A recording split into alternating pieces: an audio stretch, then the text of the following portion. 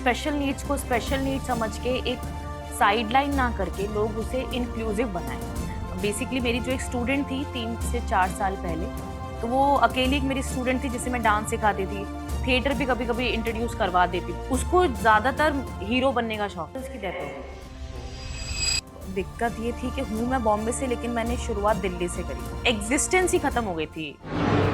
मुंबई में मेरे साथ ये हो गया था कि मेरे पास कोई कांटेक्ट नहीं था। करेंगे क्या, क्यों करना है, वही सबसे बड़ा चैलेंज था कि अगर ये ऑनलाइन नहीं चला, कि मेरे पास कोई जवाब नहीं था, क्या ही हो जाएगा। तो एक रिस्क था कि कैसे शुरू करना है।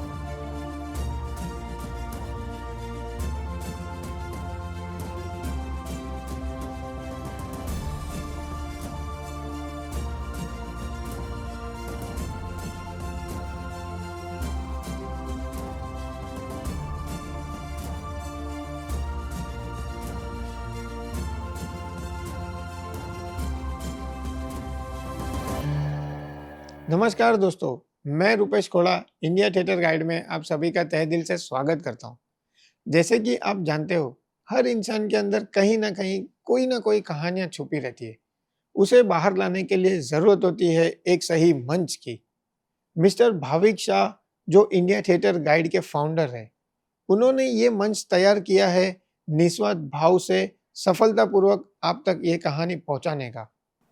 आज हमारे साथ इंटरव्यू में एक ऐसी शख्सियत मौजूद है जिन्होंने विशेष आवश्यकता वाले बच्चों को अपनी आवाज़, अपनी कला और अपनी टैलेंट दिखाने को एक अनमोल अवसर दिया है। Welcome Anupama ji, India theatre guide में आपका तहे दिल से स्वागत है। Thank you so much, thank you. Rasha theatre आपके लिए क्या है, उसका उद्देश्य क्या है और इसकी भावना क्या है? राशा थिएटर सिर्फ थिएटर नहीं है, मेरा घर है। जैसे अभी आप लोग इतना जब सेटअप वगैरह करे थे, ड्यूरिंग दैट टाइम आपने देखा होगा कि it's not just a theatre, it's not just a company where we come and work, it's home. And we are obviously, हम लोग यहाँ पे क्लासेस भी एक घर में ही करते हैं, तो ये एक परिवार जैसा है मेरे लिए, जिसे 3 साल हो गए बिल्ड करते हुए। और उद्देश्य यही है कि इंक्लूजन जैसी एक चीज़ है जो बहुत ही अभी तक उतनी अच्छी तरीके से आई नहीं है बाहर। तो राशा थिएटर को बनाने का मेरा रीज़न सबसे बड़ा ये था कि मुझे इंक्लूजन चाहिए, ताकि स्पेशल नीड्स को स्पेशल नीड समझ के एक साइडलाइन ना करके लोग उसे इंक्लूसिव बनाएं, थिएटर पर्पस से भी, इंडस्ट्री में भी, और उनकी रेगुलर लाइफ में भी। इस चीज़ को अलग ना देखा जाए कि they are different, let them be different. एक इंक्लूजन जैसी बात है कि हर चीज में सिमिलैरिटी, इक्वालिटी दिखती रहे। वो मेरा एक उद्देश्य है उसका।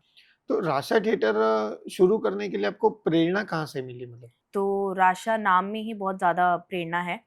बेसिकली मेरी जो एक स्टूडेंट थी 3 से 4 साल पहले, ज़्यादा ही टाइम हो गया, उसका नाम राशि था। और वो मेरी एकमात्र स्टूडेंट थी जोधपुर में। जब मैं जोधपुर से हूँ, राजस्थान से, तो वो अकेली एक मेरी स्टूडेंट थी जिसे मैं डांस सिखाती थी, थिएटर भी कभी कभी इंट्रोड्यूस करवा देती थी। और वो ना, उसे जब मैं देखती थी तो वो टीवी में सिर्फ और सिर्फ मूवीज देखती थी। वो जो देखती थी वही वो एक्टिंग करती थी, चाहे वो मेल हीरो हो या हीरोइन हो। उसको ज्यादातर हीरो बनने का शौक था और वो मुझे हीरोइन बनाती थी। तो वो आशिकी 2 का एक एग्जाम्पल लेते हैं, तो वो मुझे आरोही बनाती थी और वो बन जाती थी राहुल, जो एक्टर है। फिर वो कमरा बंद करके बैठी रहती थी और मैं बाहर, वो कहती थी रो, अब तू रो और मुझे सॉरी बोल और मुझे बाहर बुला। सो ये हमारा 1.5-2 घंटे का प्रोसेस होता था। तो मैंने देखा कितनी एक्सप्रेसिव है, और 3 साल पहले उसकी डेथ हो गई। तो उसके बाद मेरा किसी से कोई टच नहीं रहा, मैंने किसी बच्चे को नहीं सिखाया। मुझे पता है, मतलब एग्जिस्टेंस ही खत्म हो गई थी, मतलब मेरे दिमाग में, कि इतने सारे भी बच्चे होते हैं दुनिया में। फिर मुझे एक जगह से कॉल आया, कास्टिंग बे करके कंपनी है, वो लोग सितारे ज़मीं की कास्टिंग कर रहे थे। तो एवरी डे, वो एक टाइम, मतलब 3 से 4 साल का ब्रेक आया और फिर मैंने उस जगह पे काम करना शुरू किया जहाँ पे ऑलमोस्ट 500-600 स्पेशली एबल्ड बच्चों से मैं एवरी डे इंटरेक्ट करती थी। तो मुझे एक ऐसी स्ट्रॉन्ग फीलिंग आई कि जैसे उस फिल्म के लिए हमें एक लड़की चाहिए थी, उसके लिए हमने 1000 लड़कियां टेस्ट करी। अब वो उसमें, उनमें जो छोटा छोटा जो बीज बो दिया है एक्टिंग का, तो इसको कौन पूरा करेगा? राइट। फिल्म में क्या है, आप पर्टिकुलर 2 पार्ट के लिए काम कर सकते हो, 2 के लिए आप 500 लोग टेस्ट करते हो। नॉर्मल में भी, हमारी लाइफ में भी ऐसा होता है। तो थिएटर मुझे वो मीडियम लगा। तो मैंने सर से भी बात करी कि मैं डेटा यूज कर सकती हूँ, तो उन्होंने बोला बिल्कुल, तुझे जो करना है तू कर, वी ऑल सपोर्ट यू। तो मैंने वहां से शुरू किया और मुझे ये लगा था कि ये एक ऐसा मीडियम है कि राशा शुरू करने से ना कम से कम ये हो जाएगा कि किसी को चुना नहीं जाएगा, किसी को सेलेक्ट करने की नौबत नहीं आएगी। यहाँ पे हर एक बच्चा इक्वली अपना काम करेगा। तो राशा फिर मैंने मेरी स्टूडेंट के नाम पे डेडिकेट कर दिया। प्लस मेरी एक नीस थी जिसकी 6 महीने में डेथ हो गई, उसका नाम शायरा था। तो राशि का ओ मैंने रा ले लिया और शायरा का मैंने शाह लेके उन दोनों एंजल्स को ये पूरा डेडिकेट कर दिया। Very nice and very unique name. हाँ, it's 2 angels and they support us. तो रास्ता थिएटर को निर्माण मतलब एक बिल्ड करने में और आपको यहाँ तक लाने में आपको कौन सी चुनौतियों का मतलब सामना करना पड़ा है? मेरा सबसे पहला जो दिक्कत ये थी कि हूँ मैं बॉम्बे से, लेकिन मैंने शुरुआत दिल्ली से करी, क्योंकि बॉम्बे में मुंबई में मेरे साथ ये हो गया था कि मेरे पास कोई कांटेक्ट नहीं था। दिल्ली के ही एक दो पेरेंट्स थे जिनके बच्चे सितारे में शॉर्टलिस्टेड हुए थे, तो उन्हीं की मदर्स को मैंने बोला कि मैक्स टू मैक्स मैं ऑनलाइन ट्राई कर सकती हूँ। वही सबसे बड़ा चैलेंज था कि अगर ये ऑनलाइन नहीं चला तो इसका कोई बेस नहीं है फिर, ओके क्योंकि इम्प्रूवमेंट ही सबसे पहली चीज। और एक स्पेशल पेरेंट्स के हिसाब से मैं देख सकती हूँ कि उनके लिए ये सोचना कि थिएटर क्या ही हो जाएगा। सबसे पहला सवाल ये पूछा जाता है कि मैम करेंगे क्या, क्यों करना है, क्या हो जाएगा इससे। राइट हमारा बच्चा, अब कोई माँ बाप पेंटिंग सिखाते हैं तो उसका पर्पस है कि उनकी एग्जीबिशंस लगती है तो कहीं पे उनको प्रेजेंट करने को मिलता है, कोई डांसर है तो स्टेज मिल जाता है। तो मुझे खुद को नहीं पता था कि मैं इनको इतना आगे ले आऊंगी या हम सब मिलके थिएटर भी करने लग जाएंगे, लाइक प्रॉपर प्रॉपर। तो मेरे लिए सबसे बड़ी चुनौती ये थी उनको ये जवाब देना, क्योंकि मेरे पास कोई जवाब नहीं था कि ये सर्टिफाइड कोर्स है या फिर आपके बच्चों को उसके बाद कहीं प्लेसमेंट मिलेगी। कोई वैसा नहीं है ना, अनसर्टिनिटी तो हमारी लाइफ में भी है तो उनकी भी थी, तो ये तो एक हाँ रिस्क हाँ था कि कैसे शुरू करना है और ये जवाब देना ही मेरे लिए। बहुत और ऑनलाइन शुरू किया था तो यूजुअली ऐसा होता है कि थिएटर ऑनलाइन करने की चीज नहीं होती, बट हमने ट्राई किया और वो काफी सक्सेसफुल रहा। आज भी राइट 3 साल हो गए, बच्चे अभी भी हमारे साथ ऑनलाइन थिएटर करते हैं। आपके राशा थिएटर का जो ये बच्चों का फैमिली है तो उसमें से कोई आपको ऐसी कोई बच्चों की जर्नी या तो ऐसा कोई प्रेरणादायक जिसकी स्टोरी आप हमारे मतलब दर्शकों को पहुंचाना चाहती हो, बताना चाहती हो? इंस्पिरेशनल जर्नी बहुत ऐसी हो गई है कि अब ना ऑनेस्टली सबके अंदर एक थिएटर का कीड़ा आ गया है। Very nice. मतलब मैं तो कहती हूँ कीड़ा आ गया है। और इसका ये है कि मुझे भी कभी कभी डर लगता है, लेकिन पेरेंट्स भी ऐसे होते हैं कि ये जगह नहीं छोड़ना चाहते। तुम मुझे कहते हैं अनुपमा तू 3 घंटे बैठा ले, बैठ जाएंगे। तू पूरा दिन रख ले, बैठ जाएंगे। अपने घर भी बैठे होते तो अपने मम्मी पापा के फोन चेक कर लेते हैं कि आपके नाम का कोई मैसेज आया है, वो कुछ तो कह रही है, जाना है। तो क्या करें।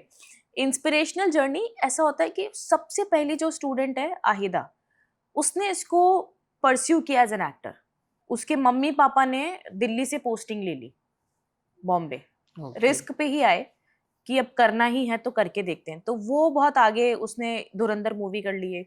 ओह हाँ, नाइस। अर्जुन रामपाल की बेटी बनी थी वो। हाँ हाँ हाँ। फिर उसके बाद में 3 बॉयज हैं, उस मूवी का नाम मैं अभी I don't release the movie name, but with big banner T series के साथ 3 लड़कों ने फिल्म की है।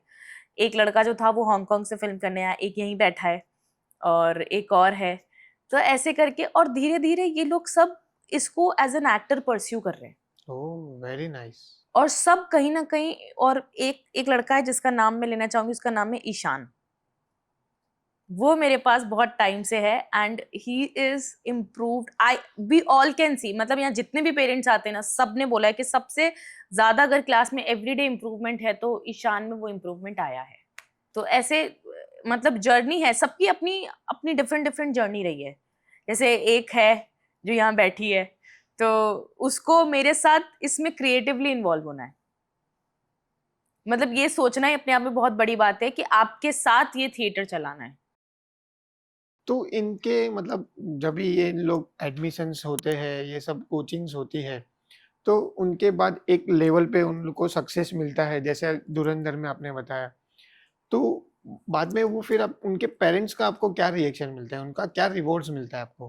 क्या फ़ील करते हो आप कि हाँ भाई, ये मुझे, मैं मतलब ऑनेस्टली कि ना तो मैं मतलब मैं बहुत जेन्युइनली बोलना चाहूंगी। मैं इसलिए नहीं बोल रही क्योंकि मैं कैमरा के सामने बैठी हूँ।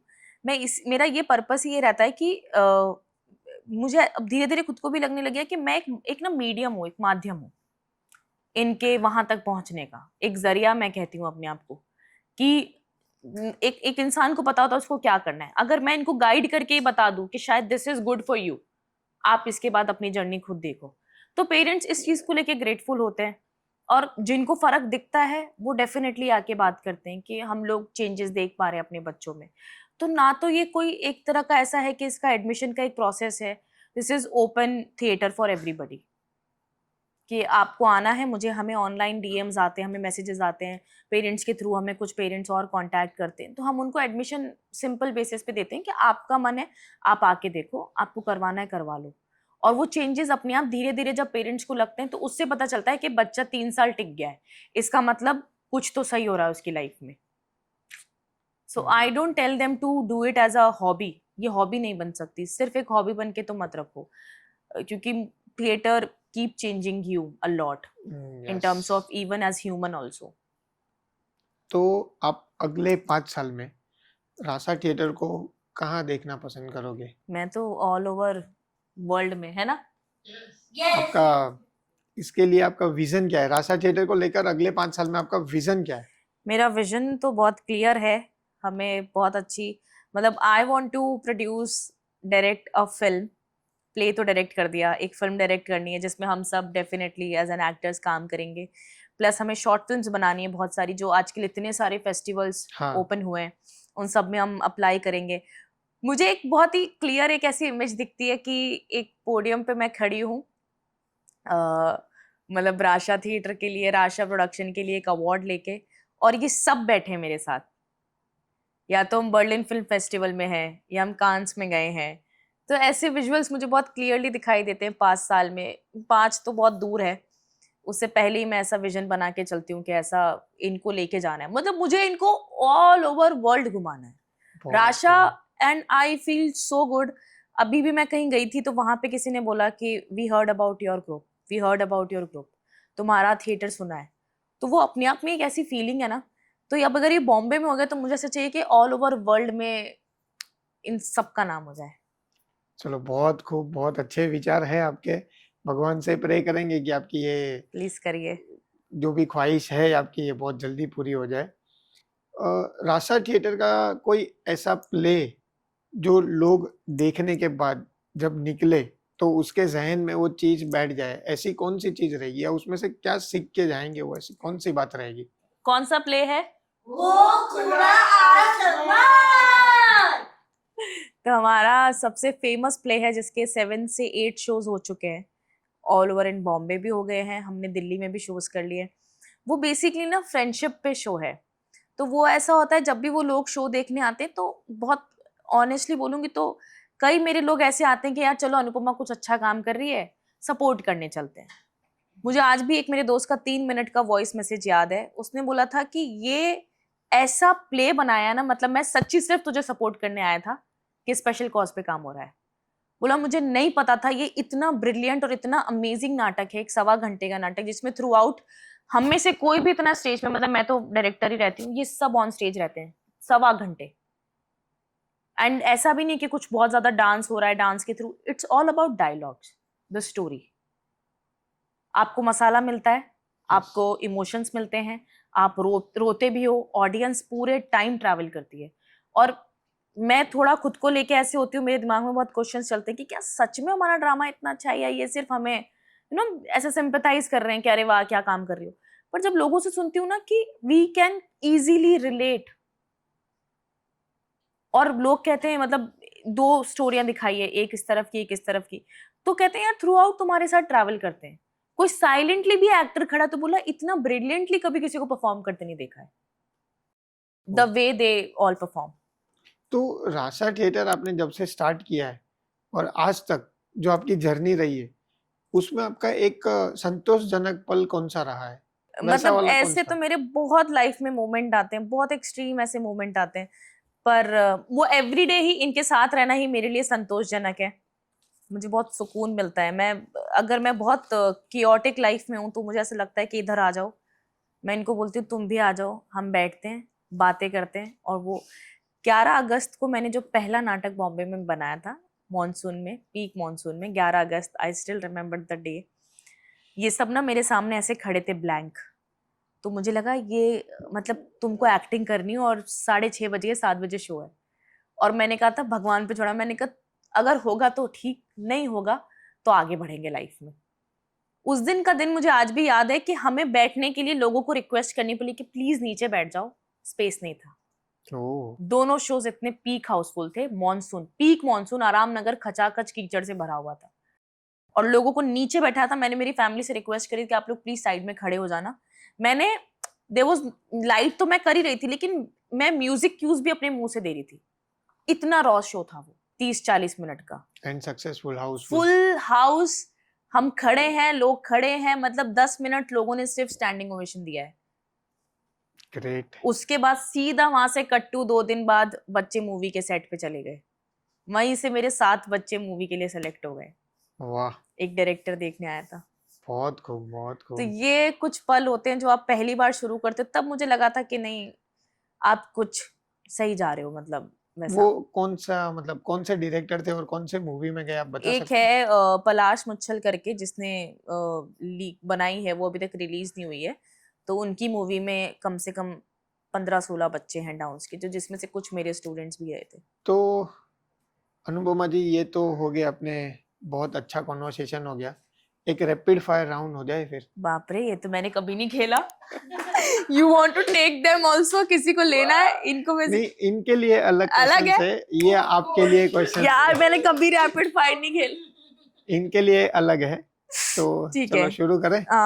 रासा theatre in one word. Home. एक ऐसा नाटक जो पूरे वर्ल्ड में, पूरे भारतवर्ष में फेमस हो।